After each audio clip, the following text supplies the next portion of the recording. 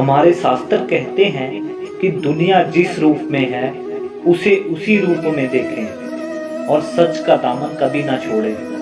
हालात कैसे भी हो, आपका नजरिया हमेशा पॉजिटिव होना चाहिए। एक स्वस्थ और शुद्ध मन सुख, शांति और आनंद का जरिया है। सच्ची प्रगति चाहिए तो लक्ष्य के प्रति हमेशा सचेत रहें और लगातार आध्यात्मिक प्रयास करते रहें। भविष्य की चुनौतियों के बारे में अच्छे से सोचकर नए नए लक्ष्य बनाएं। हमें अपना चरित्र अच्छा बनाना है और धार्मिक नहीं तो आध्यात्मिक बने। अध्यात्मक ही मानव कल्याण का आधार है। ज्ञान हो या विज्ञान, अध्यात्मक में ही इनका मूल है। आज की पीढ़ी में संवेदनशीलता की कमी है।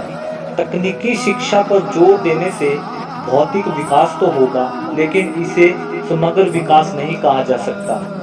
समाज जब समृद्ध होगा, जब उसकी सिंचाई संस्कारों से होगी, तो इसमें पढ़े लिखे लोगों की जिम्मेदारी ज्यादा है। अपने साथ वे दूसरों का जीवन भी संवारे। आध्यात्मिक जीवन शैली के जरिए इस जिम्मेदारी को हमेशा निभाया जा सकता है।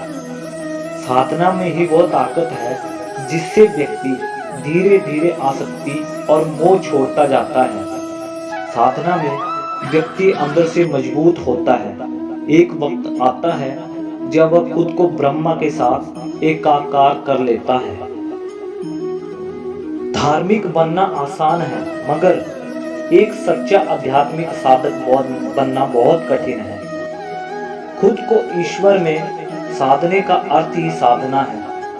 साधना के बिना जीवन अधूरा होता है और हमें परमानंद नहीं मिल पाता है। साधना के भी ढेरों अध्याय हैं।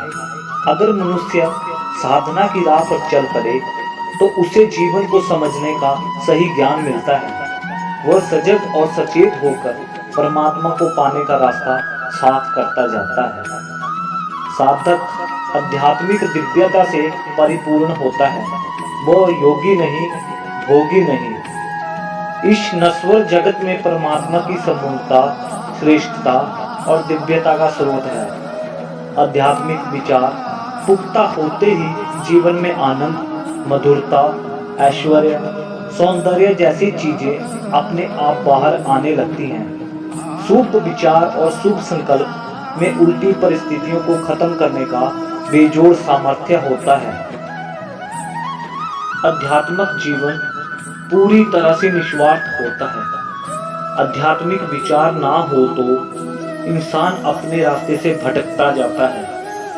सांसारिक ज्ञान जब अधिक हो जाता है तो घमंड आ सकता है, लेकिन आध्यात्मिक ज्ञान जितना अधिक होता जाता है, हम उतने ही विनम्र होते जाते हैं। अज्ञान से छुटकारा हो या अपनी आत्मा से मुलाकात, यह सब आध्यात्मिक जीवन शैली से ही संभव है। अध्यात्म की दृष्टि से देखेंगे तो जो आध्यात्मिक सुख मिलेगा वह संसार की बाकी चीजों से एकदम अलग होगा। सही बात तो यह है कि आत्म स्वरूप में लौटना ही अध्यात्मक है। यह जीवन सिद्धि, अखंड आनंद और परम शक्ति का मार्ग है।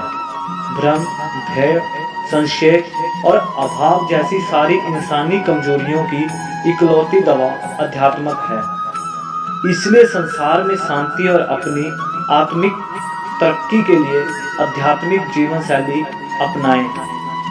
अध्यात्मक ही नैतिक, आर्थिक, आत्मिक और कलात्मक प्रगति का आधार है। श्रेष्ठता, पवित्रता और शुभ का सहज साधन है। इसलिए जीवन की सार्थकता के लिए आध्यात्मिक अभ्यास करते रहना चाहिए।